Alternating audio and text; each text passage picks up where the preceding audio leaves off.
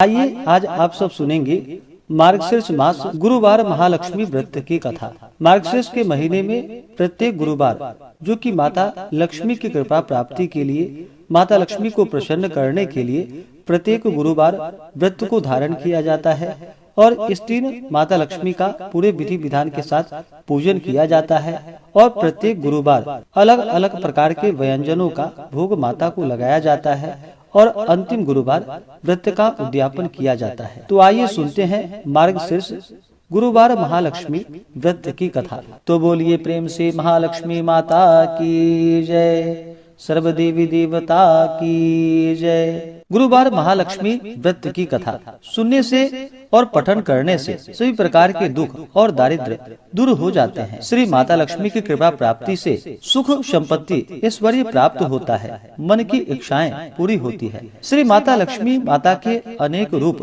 तथा अनेक नाम हैं। भूतल में वे छाया, शक्ति, त्रिष्ठा, तृष्णा, शांति, जाति, लज्जा, श्रद्धा, कांति, वृत्ति, स्मृति, दया, तुष्टि, माता, अधिष्ठात्री एवं लक्ष्मी रूप में स्थित हैं।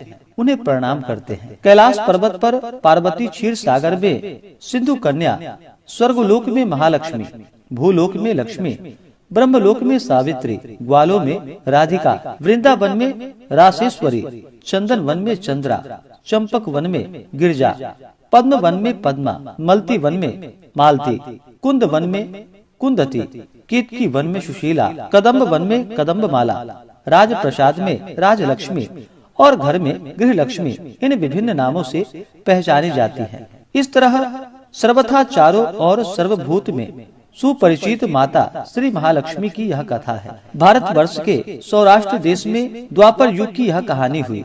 सौराष्ट्र में उस समय भद्रश्रवा नाम के राजा थे। वे बड़े पराक्रमी राजा थे। 4 वेद, 6 शास्त्र, 18 पुराणों का उन्हें ज्ञान था। उनकी रानी का नाम सूरत चंद्रिका था। रानी दिखने में अति सुंदर और सुलक्षण थी तथा पतिव्रता थी। उन दोनों को 7 पुत्र तथा उसके बाद एक कन्या का वरदान मिला।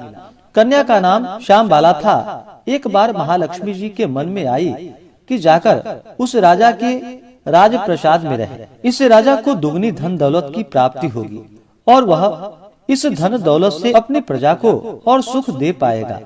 गरीब के घर अगर रहें और उससे धन दौलत प्राप्त हो तो वह स्वार्थी की तरह केवल अपने ऊपर ही खर्चा करेगा। यह सोचकर श्री महालक्ष्मी जी ने बूढ़ी ब्राह्मण स्त्री का रूप धारण किया। हाथ में लाठी लिए लाठी के सहारे रानी के द्वार तक पहुंची। यद्यपि उन्होंने बूढ़ी औरत का रूप धारण किया था, पर उनके चेहरे पर देवी का तेज था। उन्हें देखते ही एक दासी सामने आई। उसने इनका नाम धाम काम धर्म पूछ डाला। वृद्ध ब्राह्मण का रूप धारित माता लक्ष्मी जी ने कहा कि बालिके, मेरा नाम कमला है। मेरे पति का नाम भुवनेश्वर है। हम द्वारिका में रहते हैं। तुम्हारी रानी पिछले जन्म में एक वैश्य की पत्नी थी। वह वैश्य गरीब था। दारिद्रता के कारण हर रोज घर में झगड़े होते थे तथा उसका पति रोज उसे मारता था। इन बातों से तंग आकर वह घर छोड़कर चली गई तथा वन और जंगलों में खाली पेट भटकने लगी। उसकी इस दुर्दशा पर मुझे दया आई। तब मैंने उसे सुख संपत्ति देने वाली श्री महालक्ष्मी जी की कथा सुनाई। मेरे कहने पर उसने श्री महालक्ष्मी का व्रत किया। श्री महालक्ष्मी प्रसन्न हुई और फिर उसकी गरीबी दूर हुई। उसका घर संसार, दौलत, संपत्ति, संतति से भर गया। बाद में पति पत्नी दोनों परलोक सिधारे।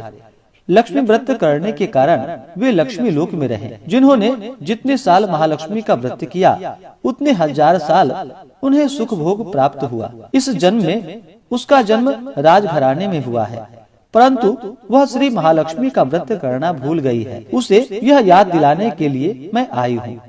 बुढ़िया की बातें सुनकर दासी ने उन्हें प्रणाम किया तथा श्री महालक्ष्मी का व्रत किस तरह किया जाए इस बारे में पूछा। बुढ़िया रूप धारण किए हुए श्री महालक्ष्मी माता ने दासी को पूजा की विधि तथा महिमा बतलाई। इसके बाद वह दासी माता को प्रणाम कर रानी को बताने अंदर चली गई। राज वैभव में रहते हुए रानी को अपने ऐश्वर्य का बहुत ही घमंड था। संपत्ति तथा अधिकार की वजह से वह उन्मत्त हो गई थी। दासी द्वारा बताई गई बुढ़िया की बातें सुनकर वह आग बबूला हो कर राजद्वार पर आकर बुढ़िया रूपी श्री महालक्ष्मी पर बरस पड़ी। उसे यह मालूम नहीं था कि श्री महालक्ष्मी माता बुढ़िया के रूप में आई हुई हैं, परंतु रानी का इस कदर रुख बर्ताव तथा अपना अनादर देखकर माता ने वहाँ ठहरना ठीक नहीं समझा। वे वहाँ से चल पड़ी। राह में उन्हें राजकुमारी श्यामबाला मिली। उन्होंने श्यामबाला को सारी बातें बताई। श्यामबाला ने अपनी ओर से श्री महालक्ष्मी माता से क्षमा मांगी। माता को उस पर दया आई। उन्होंने श्यामबाला को श्री महालक्ष्मी व्रत के बारे में बताया। उस दिन अग्रहण यानी कि मार्गशीर्ष मास का पहला गुरुवार था। श्यामबाला ने परम श्रद्धा से श्री महालक्ष्मी का व्रत रखा। फलस्वरूप राजा सिद्धेश्वर के सुपुत्र मालाधर से उसका विवाह हुआ। वह धन दौलत ऐश्वर्य वैभव से माला माल हो गई। पति के साथ ससुराल में आनंद से दिन बिताने लगी। इधर श्री महालक्ष्मी का रानी पर प्रकोप हुआ। फलस्वरूप राजा भद्रश्रवा का राज्य एवं राज कारोबार सभी नष्ट हो गया। यहाँ तक कि खाने के लाने पड़ गए। ऐसी हालात में एक दिन रानी ने राजा से निवेदन किया, हमारा दामाद इतना बड़ा राजा है, धनवान है, ऐश्वर्यशाली है, क्यों न उसके पास जाएं, अपना हाल उसे बतलाएं, वह जरूर हमारी मदद करेगा। इस बात पर राजा भद्रश्रवा दामाद के पास रवाना हुए। राज्य में पहुंचकर एक तालाब के किनारे थोड़ी देर विश्राम लेने के लिए ठहरे। तालाब से पानी लेते आते जाते दासियों ने उन्हें देखा। उन्होंने विनम्रता से उसकी पूछताछ की। जब उन्हें यह मालूम हुआ कि वे रानी श्यामबाला के पिता हैं, तो दौड़ते हुए जाकर उन्होंने रानी को सारी बात बतलाई। रानी ने दासी के हाथ राज परिधान भेजकर बड़े ठाठ से उनका स्वागत तथा आदर सत्कार किया। खान पान कराकर जब वे लौटने लगे तो सोने की मोहरों से भरा घड़ा दिया। राजा भद्रश्रवा जो वापस लौटे तो उन्हें देखकर रानी सूरज चंद्रिका खुश हुई। उन्होंने सोने की मोहरे से भरे घड़े का मुंह खोला, पर हाय भगवान, घड़े में धन के बदले कोयले मिले। यह सब श्री महालक्ष्मी के प्रकोप से हुआ। इस प्रकार दुर्दशा में और कई दिन बीत गए। इस बार रानी स्वयं अपनी कन्या के पास गई। वह दिन अग्रहण मास का यानी कि मार्गशीर्ष मास का अंतिम गुरुवार था। श्यामबाला ने श्री महालक्ष्मी का व्रत किया, पूजा की, अपनी माता से भी व्रत करवाया। इसके बाद रानी अपने घर आई। श्री महालक्ष्मी का व्रत रखने पर उसे फिर से अपना राजपाट, धन दौलत, ऐश्वर्य प्राप्त हुआ। वह फिर सुख और शांति से आनंदमयी जीवन को बिताने लगी। कुछ दिनों बाद राजकन्या श्यामबाला अपने पिता के घर आई। उसे अपने घर देखकर सूरज चंद्रिका को पुरानी बातें याद आई। यही कि श्यामबाला ने अपने पिता को घड़ा भर जो कि कोयला दिया था और उसे तो कुछ भी नहीं दिया था। इसी कारण श्यामबाला को पिता के घर आने पर उसका कोई आदर आतिथ्य नहीं हुआ, बल्कि अनादर हुआ। पर उसने इस बात का बुरा नहीं माना। अपने घर लौटते समय उसने पिता के घर से थोड़ा नमक ले लिया और फिर घर लौटने पर उसके पति ने पूछा कि अपने मायके से तुम क्या लाई हो। इस पर उसने जवाब दिया कि वहाँ का सार लाई हूँ। पति ने पूछा इसका मतलब क्या हुआ। श्यामबाला ने कहा कि थोड़ा धीरज रखे, सब मालूम हो जाएगा। उस दिन श्यामबाला ने सारा भोजन नमक डाले बिना बनाया और परोसा। पति ने खाना चखा। सारा खाना नमक बिना था, इसलिए उसमें बिल्कुल भी स्वाद नहीं आया।